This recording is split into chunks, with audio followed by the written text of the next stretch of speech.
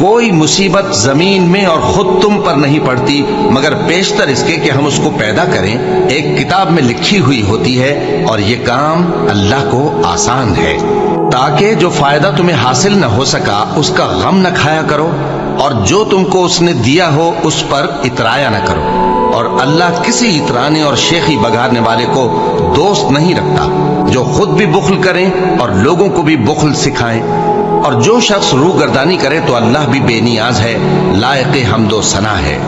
کہو کہ اگر تم جانتے ہو تو بتاؤ کہ زمین اور جو کچھ زمین میں ہے سب کس کا مال ہے؟ جھٹ بول اٹھیں گے کہ اللہ کا۔ کہو کہ پھر تم سوچتے کیوں نہیں؟ ان سے پوچھو کہ 7 آسمانوں کا کون مالک ہے اور عرش عظیم کا کون مالک ہے؟ بے ساختہ کہہ دیں گے کہ یہ چیزیں اللہ ہی کی ہیں۔ کہو کہ پھر تم ڈرتے کیوں نہیں؟